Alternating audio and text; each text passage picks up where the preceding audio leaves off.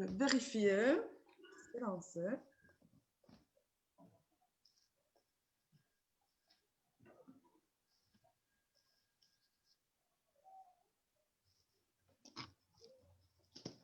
Normalement, on est déjà en direct. D'accord. Très bien. Donc, on peut commencer. Bonjour à tout le monde. Voilà. Tout le monde soit bienvenu à notre débat autour du Kirundi avec M. Laurent, qui est spécialisé dans la langue Kirundi. Voilà. Moi, je m'appelle Ivana Peterkova. Je suis la fondatrice de l'ASBL Cercle Ouvert. Et je vous présente aussi Madame Janine Hennehe, qui aimerait bien se présenter et présenter aussi Monsieur Laurent. Voilà. Bonjour Ivana, bonjour Laurent. Effectivement, j'ai l'honneur de présenter notre invité de cet après-midi, le docteur Laurent Nyonkuru. Le docteur Laurent Nyonkuru est né en 1968 à Taba, au Burundi. Après ses études secondaires au petit séminaire de Buta et au lycée de Bururi, il poursuit ses études à l'Académie de médecine vétérinaire à Moscou, en Russie, où il décroche son diplôme de docteur vétérinaire. Aujourd'hui, il n'est pas venu nous parler de domaine vétérinaire, il est venu nous parler de sa formation et son parcours scientifique, où il a porté un grand intérêt dans les langues, car il est titulaire donc de il maîtrise plusieurs langues, dont le Kirundi et le Swahili. Le docteur Laurent, il s'est inspiré pour développer une méthode facile d'apprentissage du Kirundi qu'il expose dans son livre. Le voici, je vous montre ici la couverture de la première édition de son livre. Actuellement, il est disponible la deuxième édition de son ouvrage. Ceci afin donc d'aider les jeunes Burundais, les adultes, les amis du Burundi à apprendre cette belle langue qu'est le Kirundi. Malgré sa longue absence du pays, son amour pour ce beau pays et sa culture n'a cessé de croître. Je donne la parole à Ivana. Voilà, merci. Donc, merci Janine pour cette présentation. Merci beaucoup, un grand merci à monsieur docteur Laurent pour sa présence, pour sa disponibilité. Et on peut commencer effectivement par la première question, qui est la question suivante. Donc, pourriez-vous nous parler davantage de l'histoire de la langue Kirundi, s'il vous plaît? Merci beaucoup, Ivana. Merci, Janine. Et je remercie aussi votre fondation, votre SB pour votre engagement. Merci. Quand vous m'avez appelé pour participer à ce débat, j'ai dit oui parce que je suis convaincue que c'est comme ça que nous pouvons créer la synergie et que nous pouvons contribuer de notre manière, humblement, à l'édification d'une société plus juste, plus multiculturelle, où chaque personne peut se sentir bien dans sa langue, tout en apprenant d'autres langues. Alors, pour revenir à la question de Ivana, je vais vous parler très brièvement du Burundi et du Kirundi. Le Kirundi, c'est une langue, c'est la langue officielle du Burundi, une langue qui est parlée par pratiquement tous les habitants du Burundi, de ce beau pays. Donc, c'est une grande chance, parce que comme vous le savez, dans beaucoup de pays, il existe différentes langues qui font des fois que les gens ne s'entendent pas. Au Burundi, on a le privilège et la chance de parler une même langue, le Kirundi. Alors, le Kirundi fait partie de la famille des langues bantoues, qui s'étend de la Somalie jusqu'en Afrique du Sud. Donc, c'est un grand peuple, le peuple bantou. Il est parlé et ressemble au Kinyarwanda, un pays frère, avec quelques petites différences, bien sûr. Et le Kirundi est compris par certaines ethnies du Congo et de la Tanzanie qui vivent à la frontière avec le Burundi. Donc, le Kirundi est quand même une langue incontournable pour celui qui veut avoir des liens forts avec le Burundi, le Rwanda et la région, que ce soit pour la culture, le commerce, l'amitié profonde avec les Burundais. Je pense que j'ai répondu un peu à votre question sur le Kirundi. Ok, merci beaucoup. Oui. Janine, tu peux continuer avec Merci. J'enchaîne avec la deuxième question, qui Oui. est la suivante. Quelle est la situation actuelle de la langue Kirundi, docteur, au niveau national et à l'extérieur du pays? Voilà, donc la situation actuelle du Kirundi au niveau national, d'abord, je crois qu'elle est assez stable dans la mesure où différentes autorités du Burundi ont toujours, et ces derniers temps aussi, privilégié le Kirundi dans l'enseignement. Très bien. Donc, je crois que pratiquement tous les jeunes Burundais parlent le Kirundi. Mais du côté des livres de Kirundi, je ne sais pas si ils ont, parce que ça fait quand même longtemps que je ne suis pas au Burundi, je ne sais pas s'ils continuent à produire des livres de Kirundi, mais l'avantage au Burundi est que chaque personne parle Kirundi pratiquement, et donc que l'apprentissage est assez automatique. Alors, n'empêche pas quand même qu'on doit militer pour que le Kirundi soit bien sûr la langue maternelle et officielle du pays. Mais il faut aussi que nos jeunes Burundais gardent le niveau d'autres langues. Parce qu'on sait très bien qu'un enfant peut apprendre de 3, juste même à 5 langues. Donc, il faut qu'ils continuent à parler Kirundi, mais qu'ils apprennent aussi d'autres langues. Alors, pour ce qui est de l'étranger, du Burundi, de Kirundi dans le monde, je dois revenir un peu sur la situation des Burundais qui vivent dans différents pays, suite à des raisons souvent diverses, à des raisons d'ailleurs, des fois, qui n'ont pas voulu. Beaucoup de Burundais qui sont de notre génération, un peu plus jeunes, ils parlent très bien le Kirundi, qui sont partis assez grands. Mais on sait très bien qu'il y a des enfants qui naissent à l'étranger, ou bien qui sont partis très tôt, donc qui n'ont jamais appris le Kirundi. Et c'est là où il y a quand même une certaine inquiétude, parce que étant des minorités dans leur ville ou village, c'est pas évident d'apprendre cette belle langue, même si les parents parlent Kirundi. Et vous savez très bien que suite aux événements qui se sont passés les années dernières, que beaucoup de Burundais vivent en Australie, même en Nouvelle-Zélande, il y en a. Là, je ne parlais pas de la Belgique ou de Liège, là où vous êtes. Il y a beaucoup de Burundais qui sont dans les pays scandinaves. Et le défi est de garder quand même cette richesse. Et c'est un peu ce qui m'a poussé à écrire ce livre.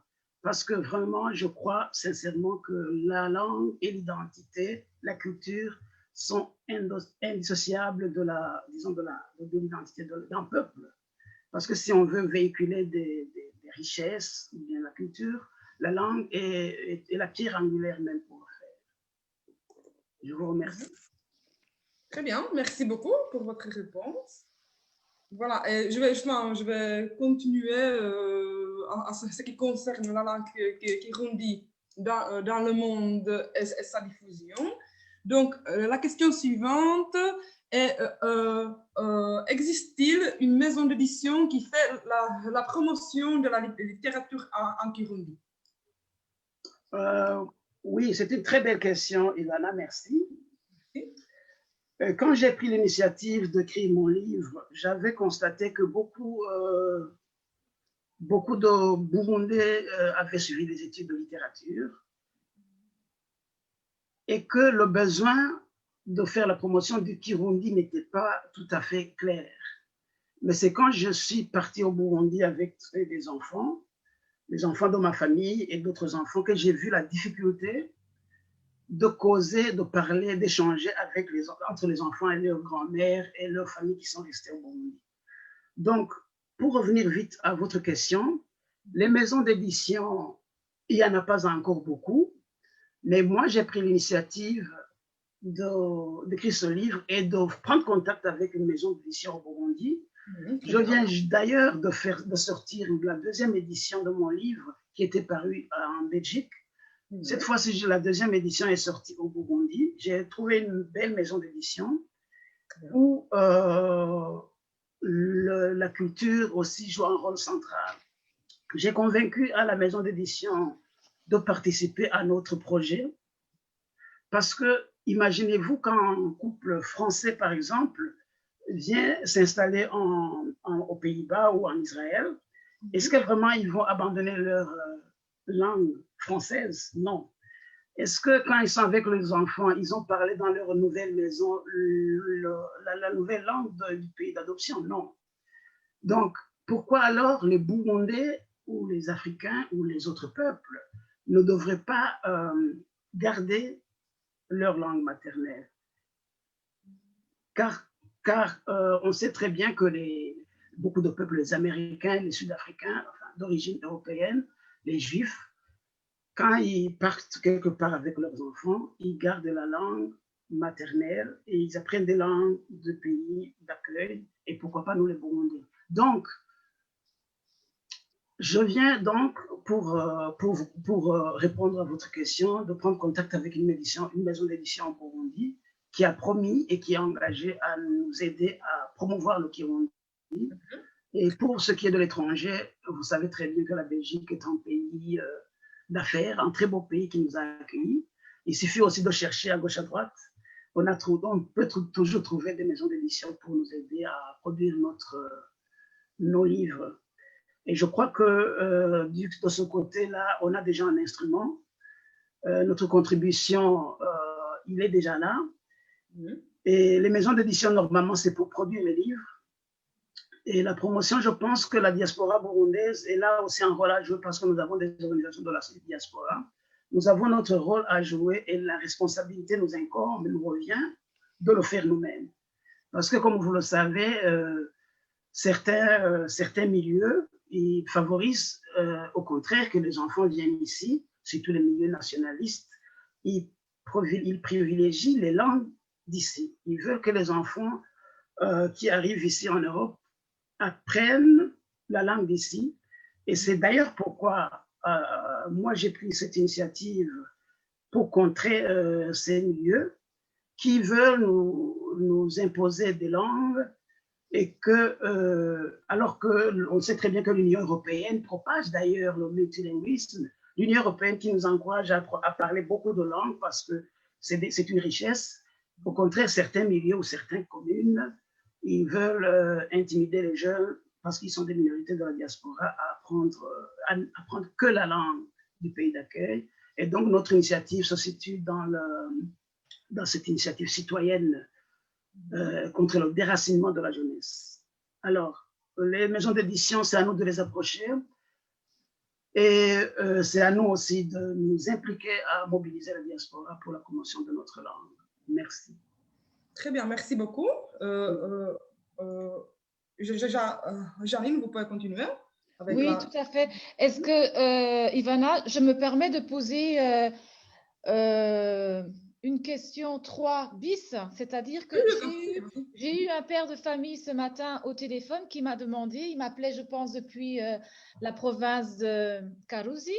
Il me posait la question, Janine, concrètement, où est-ce que je peux trouver ce manuel à Bujumbura ou bien à Gitega ou à quel endroit à quel point de vente? Je pense par exemple à Bujumbura. Moi, le seul point de vente que je vois à Bujumbura, c'est au centre-ville, il y a une grande librairie dont le nom m'échappe à l'instant. Est-ce que vous pouvez nous donner concrètement une adresse où demain matin, ce père de famille peut trouver votre manuel? Je vous remercie beaucoup, Janine.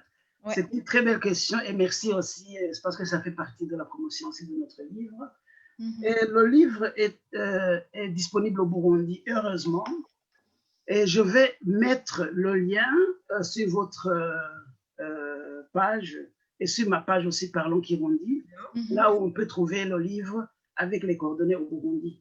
Et je crois que notre partenaire qui est chargé de la promotion de ce livre, il a pris dernièrement des contacts avec la librairie Saint-Paul. Je pense que c'est là. Oui, c'est à cela que je faisais allusion. Merci, docteur. Voilà. Et l'Institut français, je crois aussi, et quelques librairies s'en ont procuré aussi. Et nous sommes aussi disponibles pour les distribuer dans différentes écoles, que ce soit l'école française, l'école belge à Bujumbura, parce que là, on doit dire aussi que les enfants, certains enfants ne maîtrisent pas vraiment le Kirundi.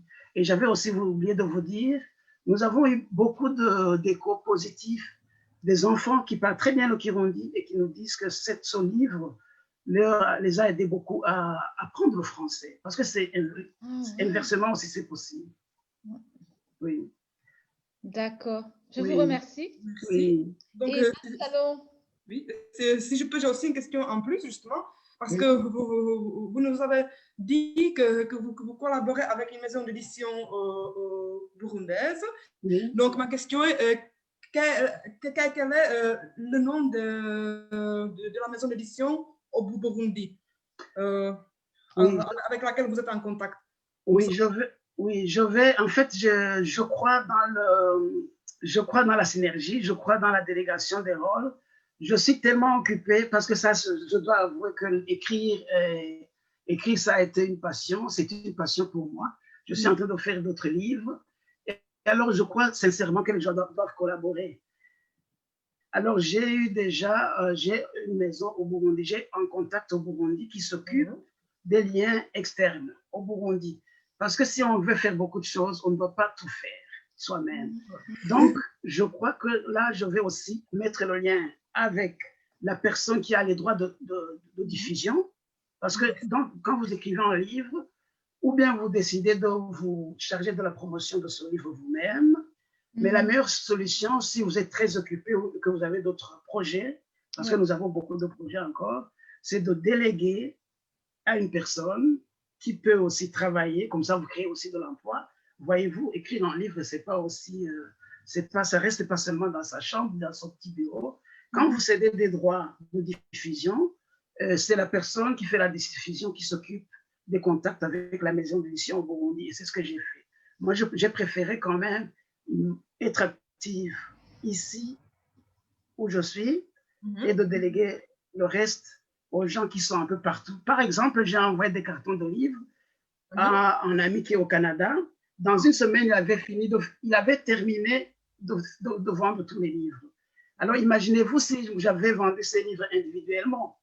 Oui, bien sûr, ça aurait été impossible. Alors, c'est ça que je fais un peu avec le Burundi. Je leur envoie les livres à une personne et c'est lui, en fait, qui a le contact avec la maison d'édition, avec un contrat avec la maison d'édition. Ce qui est important, c'est que lui, il respecte le contrat passé avec moi. Et c'est comme ça que le monde peut avancer, en fait. Faire travailler tout le monde. Comme ça, chacun, il a sa pierre à apporter à l'édifice. Tout à fait. Je vais mettre le lien de la maison d'édition du Burundi. Très bien, merci beaucoup. Oui. Oui. Aline, tu peux continuer? Voilà, donc nous vous laissons donc l'espace maintenant pour parler. Non, il y avait aussi. Attends, oui. Désolée, mais il y avait encore une question que tu avais oubliée. Voilà, oui, exactement. Je vais trop vite là, je vais trop vite. Y a-t-il, docteur Laurent, des écrivains qui écrivent en langue burundaise, donc le Kirundi?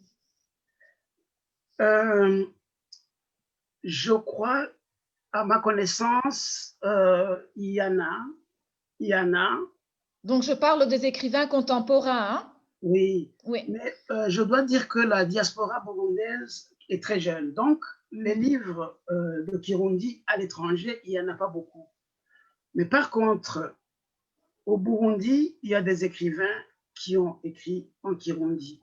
Là, je pense par exemple à l'honorable Firmato, qui a écrit Akagaye Nao Kereye. Ça veut dire, comment dois-je dire ça en français? Tellement je suis imprégné dans le Kirundi. Ça veut dire, rien ne sert à minimiser les autres. En fait, il avait écrit dans ce contexte de la réconciliation des Burundais pour que les gens ne se minimisent pas, ne se haïssent pas. Alors, c'est un livre que j'ai lu, qui m'a plu beaucoup, parce que quand on écrit dans la langue qu'on aime, il y a moyen vraiment de transmettre des valeurs de bonté, des valeurs universelles, des valeurs vraiment des droits de l'homme, du respect mutuel. Donc, c'est un ancien qui a écrit ce livre et que je rends hommage, qui a écrit Akagae Naokereye. Donc, rien n'est devenu grand par sous-estimer les autres, par minimiser les autres. Rien n'a été grandi par le dédain de l'autre. Voilà, c'est le dédain. Donc, le dédain ne sert à rien. Alors, lui, il a écrit en Kirundi et il y a d'autres auteurs que je ne peux pas signer, disons, que je ne peux pas dire directement. Mais il y en a quand même, et je dois dire que ce n'est pas beaucoup et que malheureusement, comme vous le savez, en Afrique, la tradition écrite n'est pas encore très, très développée. Même ici, ça diminue un peu. On sait très bien que les jeunes sont plus sur les réseaux sociaux ou bien sur le digital plutôt que sur le papier.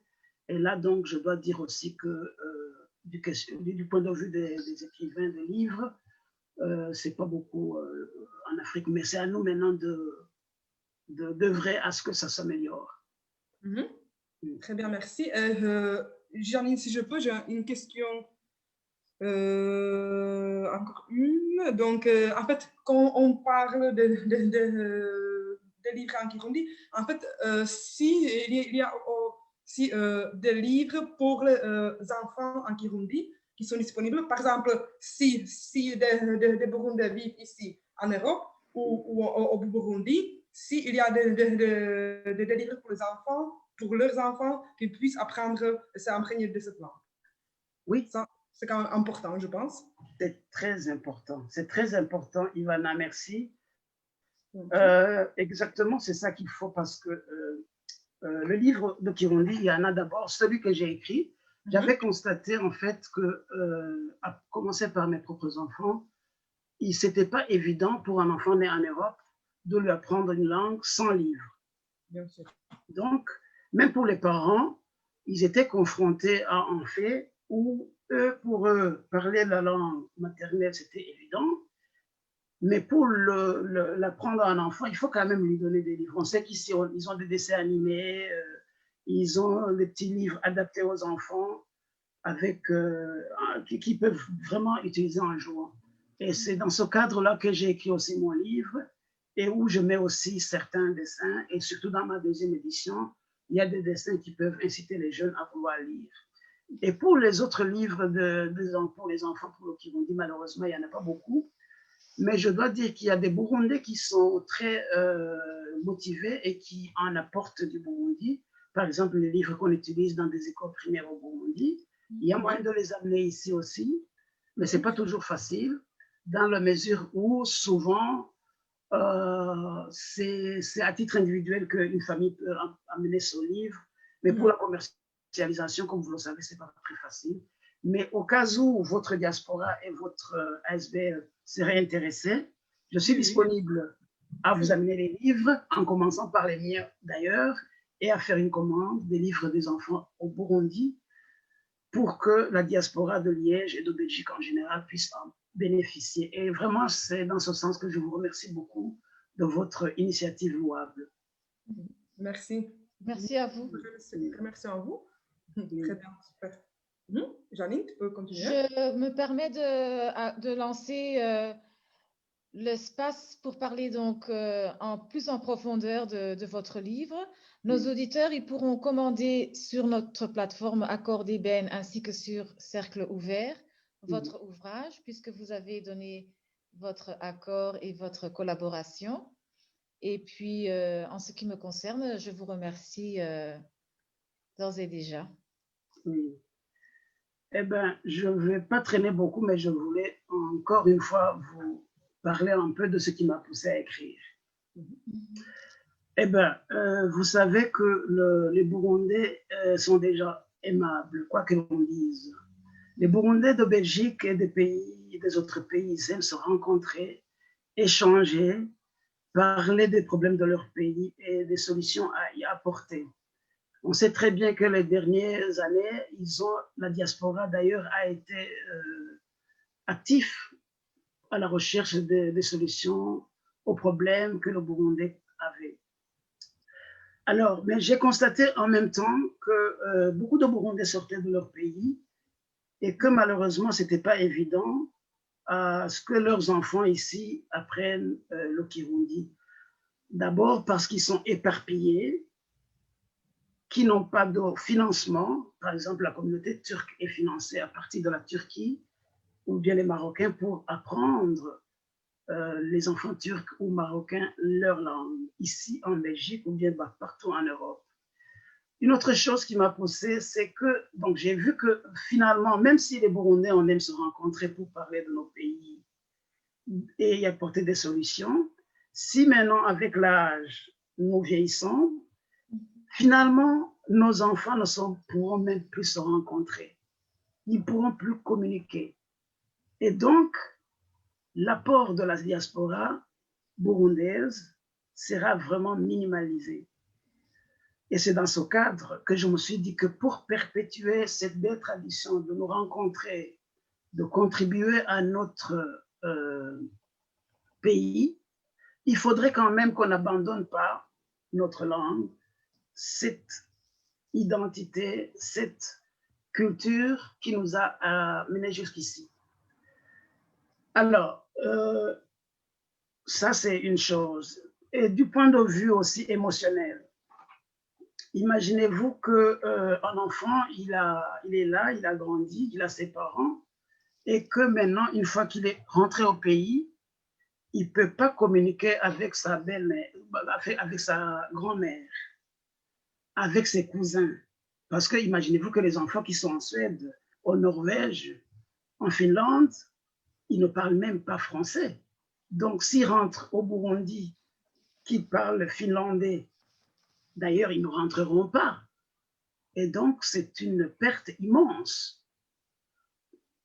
Et même dans notre propre famille, vous savez très bien que quand un enfant ne peut pas échanger très bien avec ses parents, dans une langue qu'il comprend très bien, il risque d'y avoir des frictions.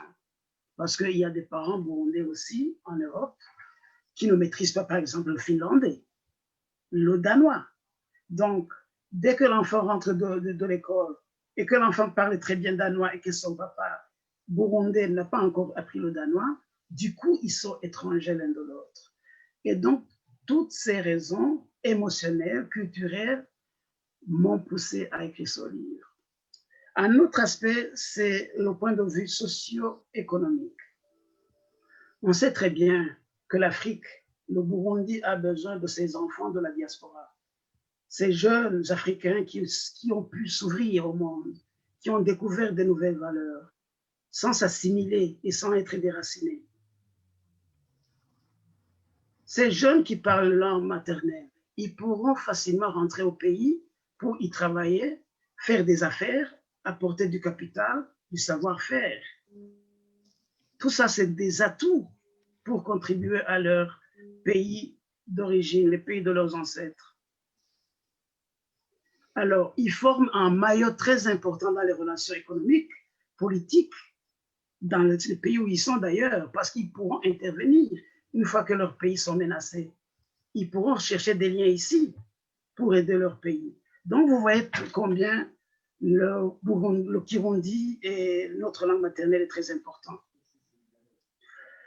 Donc, c'est comme ça que nous pensons que les enfants, pour former vraiment des citoyens du monde, c'est très important de garder la culture.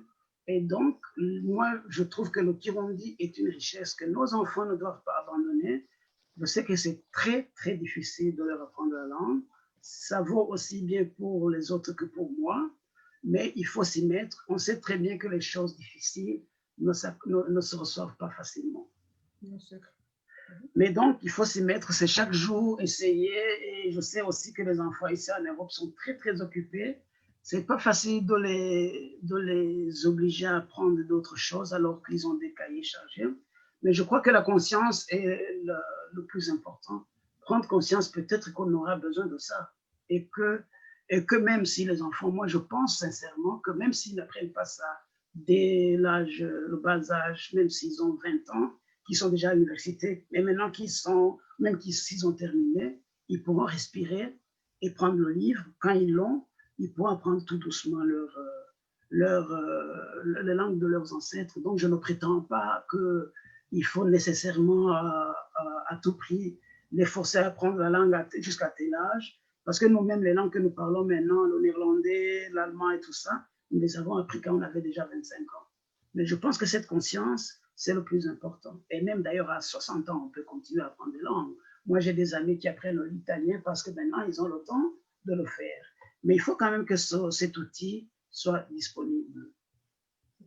Alors, j'ai parlé beaucoup de jeunes Burundais qui sont en Europe et en Australie, mais j'ai oublié aussi les Burundais qui sont dans nos pays voisins, la Tanzanie, le Rwanda, le Congo. On sait très bien qu'il y en a beaucoup pour différentes raisons. Imaginez-vous que quand ils sont dans les pays limitrophes même, ils sont obligés d'apprendre dans les pays dans la langue des pays, de ces pays-là où ils sont. Ce qui est quand même un peu dommage. Parce que souvent, une fois que les raisons qui les ont poussés à partir finissent, ou bien une fois que les conditions pour entrer dans leur pays sont réunies, s'ils n'ont pas appris leur langue maternelle, ils ont quand même du mal à rentrer au pays pour apporter leur contribution, apporter leurs expériences et leur savoir-faire. C'est pourquoi vraiment je cherche des partenariats pour aussi, que ce soit au Burundi ou un peu partout, pour que les enfants, partout où ils sont, ils n'ont pas choisi de partir. Souvent, c'est les parents, ou ce sont les parents qui les ont amenés avec. Et surtout, c'est les circonstances aussi qui les ont poussés à partir. J'appelle vraiment à tous ceux qui peuvent donc, à contribuer à ce que les enfants qui sont dans les pays limitrophes aussi puissent apprendre le Kirundi et le garder, parce qu'on aura besoin d'eux. On a besoin de chaque personne au Burundi. Et le Burundi, quoi que l'on dise, c'est un pays merveilleux. On aura besoin de rentrer chez nous. Et une fois qu'on parle la langue, ça sera très facile. Et si on peut encore apporter ce qu'on a appris, ce sera très facile quand on parle la langue. Donc, c'est un peu ça. Et donc, l'objectif de ce livre, un peu de moi, c'est de permettre à l'âge public d'apprendre la langue kirundi. Et là, je pense d'abord donc aux enfants et aux jeunes nés des parents burundais. Mais aussi, il ne faut pas oublier qu'il y a des Burundais qui sont mariés ou qui ont des partenaires d'autres nationalités. Et là, je crois que ce serait bien quand même de leur apprendre certaines choses, certains mots. Par exemple, je pense que si un partenaire te dit Ndagukunda, ce qui veut dire je t'aime, même s'il est canadien ou belge, c'est bien quand même de pouvoir échanger un peu. Et d'ailleurs, pour eux aussi, les partenaires, c'est facile de s'installer au Burundi et de faire du business, du commerce, parce qu'une fois que tu peux communiquer avec les gens, disons, les voies sont ouvertes.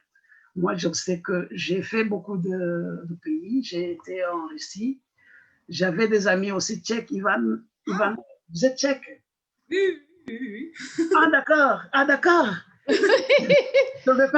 J'ai déjà malheureusement oublié mes petits mots de tchèque, mais j'ai toujours adoré la Tchécoslovaquie, dans le temps c'était la Tchécoslovaquie. J'avais une équipe favorite de hockey, qui était tchèque. Oui, effectivement. Donc j'étais à Moscou et ça jouait souvent la finale, la demi-finale, c'était souvent la Tchéquie, la Russie, le Canada et les États-Unis. Et moi, c'était vraiment la Tchéquie. Donc, vous voyez, c'est parce que j'avais un ami qui me parlait de temps en temps de son pays et de sa langue. Donc, vous voyez que la langue, c'est vraiment très important. Oui, ça. Et jusqu'à maintenant, je n'ai pas oublié ce beau pays aussi, la Tchécoslovaquie, même si, bon, suite aux circonstances, j'ai un peu perdu les liens avec la langue. Mais... Voilà. Très bien, franchement. Oui, donc, je ne savais pas. L'importance de la langue, donc, c'est vraiment très important. Oui, effectivement, parce que, en fait, chaque langue est liée à l'imaginaire, la culture, etc. Donc, quand on apprend une nouvelle langue, on peut apprendre aussi un nouveau imaginaire, une nouvelle culture. Et c'est ça, je pense. Voilà. C'est très important. Ivana? Ivana? Oui. Oui, moi j'avais une question à poser au docteur. On a parlé donc des enfants pour leur faciliter l'apprentissage de la langue burundaise, mais ce sont souvent, au fait, ce livre s'adresse aux enfants qui sont oui, qui ont comme langue maternelle peut-être le français. Qu'est-ce qu'on peut dire pour les enfants qui sont qui ont grandi avec dans un contexte anglo-saxon? Oui, Est-ce qu'ils peuvent oui. très Qu'est-ce qu'on belle, peut leur apporter à eux? très belle question, Ouais. Janine, parce que j'ai eu effectivement beaucoup de contacts des États-Unis, du Canada, parce que le Canada est un très grand pays. Oui. Et là, je vous parlais de mes livres qui sont vendus au Canada. Ça a été évidemment acheté surtout par les gens qui sont au Québec et dans les pays. J'imagine que Ottawa Voilà. n'était pas parmi les preneurs. Oui, mais malgré ça, il y a beaucoup d'anglophones qui l'ont acheté. Pourquoi? Parce que quand vous êtes parent, il ne suffit pas d'acheter un livre pour le mettre sur la table de votre enfant. Pour lui dire, tiens, apprends le Kirundi. Si maintenant les parents anglophones prennent ce livre et qui prennent leur temps, les pays burundais, mais anglophones, et qui prennent leur temps à feuilleter ça avec les enfants, à montrer l'intérêt, puisque les parents parlent Kirundi, nécessairement, ils peuvent l'utiliser pour apprendre le Kirundi à leurs enfants. Évidemment, c'est plus facile si un enfant parle déjà français, lui-même, il peut voir certaines choses. Mais à propos de ça, j'ai déjà la version anglaise. Ah! Oui, mon anglais n'étant pas très, très parfait, je travaille avec un ami, d'ailleurs d'enfance, qui est aux États-Unis et qui est en train de traduire et de revoir le texte anglais. Donc, la version français Kirundi est déjà là sur papier. La version anglais Kirundi, elle est déjà sur ordinateur digital. On n'a pas encore pu le produire, l'éditer officiellement, étant donné d'abord que ça demande des moyens. Pour éditer un livre, il faut plus ou moins savoir le besoin, le tirage que tu vas faire. Est-ce que si tu vas faire 5000 livres, alors que la diaspora aux États-Unis nous compte 1000 personnes? Il y a les États, excusez-moi de vous interrompre, il y a les États-Unis, il y a certainement aussi l'Australie, la Nouvelle-Zélande, hein, docteur? Oui, évidemment. Oui. Donc, c'est justement ça. Et donc, c'est quand j'ai vu qu'il y avait un besoin aux États-Unis, d'ailleurs, même les jeunes qui sont dans des pays anglophones comme la Tanzanie, et ils m'ont demandé vraiment ça. Et c'est sur ce projet-là maintenant que je travaille. Mais comme je venais de vous dire, moi, j'aime déléguer. Je crois que personne ne peut tout faire lui seul.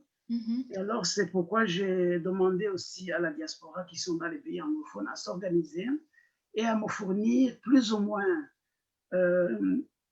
l'idée de ce qu'ils veulent et combien de livres. Comme ça, on sait si on se lance dans ce projet d'édition, combien de livres ça va rapporter, qu'on va produire et ce que ça peut nous rapporter comme prévalu. Donc, c'est... Mais on y travaille, très bien. C'est une très, très belle question. J'avais d'ailleurs oublié de mentionner ça. Je sais que la question va m'être posée, peut-être pas maintenant, mais peut-être dans les jours qui viennent. Je pense aux personnes qui sont en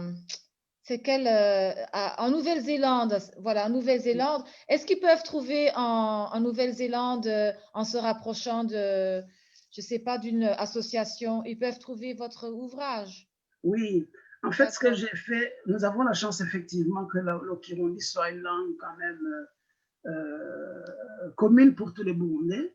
Pratiquement tous les Burundais s'y tapent parlons Kirundi ou bien Tuvugi Kirundi. Ils tombent sur ma page Facebook. D'ailleurs, aujourd'hui, j'ai mis votre événement sur ma page. Je ne sais pas si vous avez vu. Et donc, j'ai eu beaucoup de gens qui me contactent à partir de l'Australie d'ailleurs, qui me demandent de leur envoyer le livre. Et je dois dire que c'est vraiment très bien. Ce que je propose par contre aux gens qui sont dans des pays lointains, c'est de s'associer. C'est ça que je leur propose souvent. Ils sont à 10, ils sont à 20. Maintenant, quand ils font une commande de livres ensemble, c'est plus facile de leur envoyer en colis, en carton. Comme ça, ça facilite aussi les frais de port. Parce qu'une fois que vous envoyez un livre par personne, vous payez beaucoup. Et du coup, des fois, ça devient très, très cher. Parce que hier, j'ai envoyé un livre à quelqu'un qui était dans un pays où on m'a demandé 15 € juste pour l'envoi. Alors, imaginez-vous, si je mets le prix d'achat du livre, ça devient vraiment très, très difficile. Donc, Oui. ce que je propose, c'est de signifier par diaspora. Souvent, les Burundais se connaissent et comme ça, je leur envoie le livre. Et il faut alors regarder sur la page Parlons Kirundi, Tuvuge Kirundi, la page Facebook. Et directement, vous tombez sur mes coordonnées. Vous avez mes coordonnées, vous pouvez me contacter, comme ça, je vous envoie les livres. Et pour revenir à votre question sur les gens qui sont aux États-Unis ou qui sont anglophones, c'est un défi vraiment de pouvoir atteindre tous les groupes. Parce que, comme je disais, il y a des gens qui sont en Finlande, en Norvège, au Danemark et un peu partout, même en Islande. Et ils se demandent souvent si je n'ai pas la version, par exemple, Kirundi néerlandais, Kirundi norvégien, parce qu'il y a les Burundais sont un peu partout maintenant. Et ils sont vraiment très nombreux, malheureusement, à avoir quitté notre pays. Et le fait qu'ils demandent ça, ça me chauffe le cœur vraiment, parce que c'est signe qu'ils gardent le lien avec leur pays. Mais en même temps, ce n'est pas évident de produire le livre de Kirundi dans toutes les langues du monde. C'est vrai que ce serait génial. Mais ce que je propose souvent, c'est à ces diasporas de Norvège, par exemple, je leur donne un don, je leur donne cadeau la partie digitale, et comme ça, eux, ils se chargent de le traduire en danois ou bien en norvégien. Et comme ça, ils cherchent aussi une maison d'édition en Norvège, et comme ça, ils peuvent le reproduire. Mais il faut aussi qu'ils soient organisés et qu'ils soient un peu motivés, engagés, parce que ce n'est pas une seule personne qui va pouvoir, disons, résoudre tous les problèmes du monde, bien de la diaspora. Je ne pourrais pas non plus produire tous les livres dans toutes les langues. Mais si chacun, de son côté, il se lève, il s'organise, il y a plein de choses à faire, on peut trouver des solutions à tout ça. La base est déjà là, la version qui on dit français est là, et anglais aussi d'ailleurs. Si maintenant les gens du Danemark m'écrivent qu'ils ont besoin de traduire ça en danois, je leur offre ça. Évidemment, il y a un peu de critères, de conditions à remplir. Il ne faut pas non plus que ce soit bradé par, disons, un peu partout. Il faut que ce soit dans un cadre où quand même il y a un respect de droits d'auteur. Bien sûr. Oui. D'accord. Merci infiniment. Oui. Très bien, merci beaucoup. Franchement, c'était une discussion très, très intéressante, très importante, je pense aussi. Parce que, comme on a dit, la langue, même pour les enfants qui grandissent ici, est très importante parce que par la langue, ils peuvent rester attachés à leur culture et leur pays. Oui. Donc, merci beaucoup pour cette interview. Oui. Voilà. J'aimerais bien justement dire à nos spectateurs que nous les invitons, s'ils veulent, donc également à contribuer à l'association Food and Education for All, ou FEFA, donc FEFA, de Monsieur Dr Laurent. Et, le lien et les coordonnées seront communiquées sur nos pages Facebook. Comme ça, si quelqu'un aimerait bien contribuer à la diffusion de ce livre et à l'éducation, qui est très importante. Voilà, on est là. Donc, on va partager le lien et les coordonnées sur nos pages Facebook. Donc, comme ça, tout le monde peut nous contacter et contribuer à votre œuvre. Voilà, disons comme ça. Ivana, merci beaucoup. Ivana, merci beaucoup. Est-ce que tu connaissais déjà le boule, le kirundi, la langue bantou? Parce que je voulais te raconter aussi. Un petit peu, mais en fait, comme disons, je suis vraiment très intéressée par la littérature africaine. Donc, disons, je connais un peu l'histoire du Burundi, un petit peu la littérature burundaise, mais pas vraiment beaucoup, et la langue, pas encore. Mais alors, voilà, j'aimerais bien quand même apprendre quelques langues africaines, parce que je pense que c'est vraiment très important justement pour mieux s'imprégner de la philosophie, de la culture, etc. Donc, alors, je vais alors te raconter une histoire, une petite histoire qui a le lien avec notre langue. pourquoi j'aime notre langue et pourquoi la langue kirundi a des richesses qu'on doit transmettre. Alors, c'est une histoire d'un anthropologue européen qui est parti en Afrique. Je t'ai dit que le kirundi, c'est une langue bantoue. La culture bantoue est très connue jusqu'en Afrique du Sud. Alors, un blanc, un Européen était parti là-bas. Il était très bien, très gentil avec les enfants. Les anthropologues, ils étudient aussi les cultures. Il a demandé aux enfants de faire un jeu avec eux. Tu connais ça? Le jeu de... Hein? Non. Alors l'anthropologue, il a rassemblé les enfants, il a dit, on va jouer. Il a mis un panier avec beaucoup de fruits, très sucrés, très bien, à côté d'un arbre. Il leur a dit aux enfants que celui qui va courir très vite, qui arriverait le premier, c'est lui qui va avoir tous les fruits. Qu'est-ce que tu penses que les enfants ont fait? L'anthropologue voulait voir si la concurrence, si la compétition qui est en Europe, c'est la même chose. Alors les enfants, ils se sont pris la main, ils sont partis ensemble en courant. Quand ils sont arrivés sur le panier de fruits, ils se sont assis autour des fruits. Ils les ont pris, ils ont commencé ensemble à partager. Alors l'anthropologue ne comprenait pas. Il a dit, mais qu'est-ce qui se passe? Pourquoi vous n'avez pas couru trop vite? Comme ça, tu allais avoir le fruit tout seul. Alors les enfants lui ont répondu, Ubuntu. Ubuntu, ça veut dire, comment je peux être heureux avec tes fruits alors que le reste de mes amis sont malheureux? Donc, Ubuntu, c'est ça qu'on veut transmettre aussi à nos enfants à travers notre langue et notre culture. Que si on est ensemble, on peut partager beaucoup, au lieu de s'entre-déchirer, que chacun y ramasse tout pour lui-même. Je vous remercie. Merci à vous. Franchement, merci beaucoup. Merci beaucoup. Vraiment une très, très belle histoire. Merci. Merci. Donc, voilà, je pense qu'on peut terminer ici. On vous remercie encore une fois pour votre disposition, sincèrement. Donc, encore un message pour nos auditeurs. Tous les liens vont se trouver sur nos pages Facebook. Comme ça, vous pouvez commander le livre. Vous pouvez aussi contribuer à l'association de M. Laurent, qui j'ai encore souligné une fois, qui s'appelle Food and Education for All.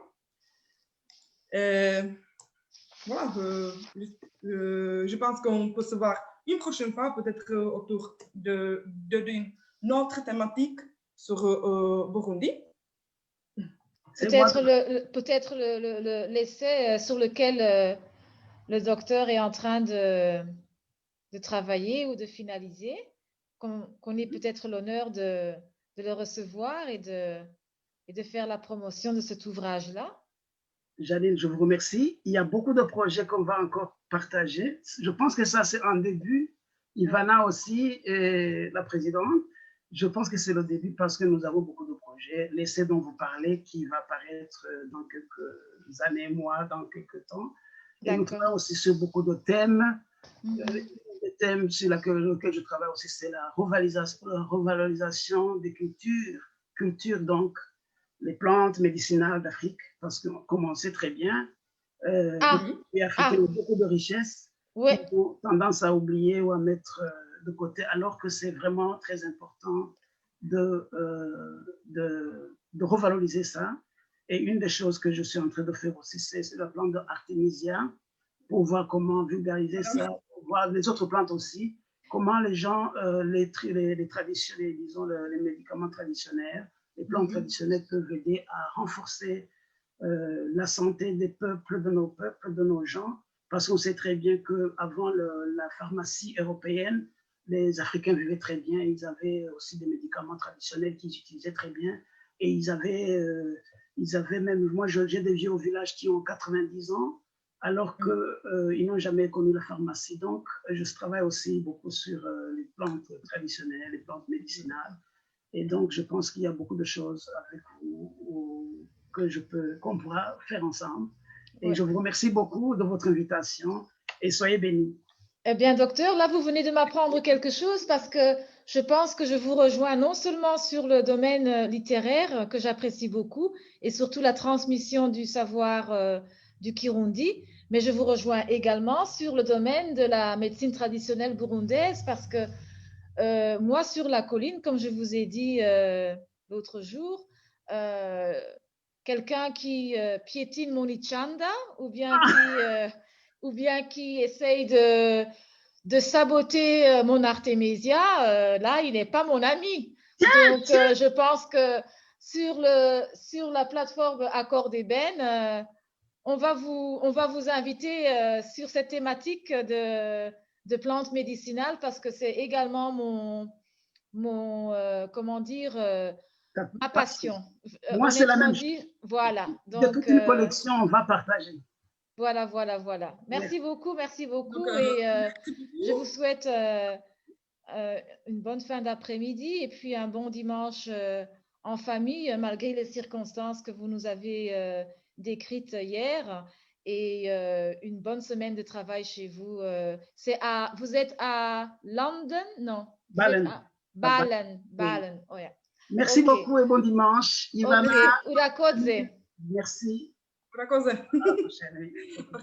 Merci. Ok, merci.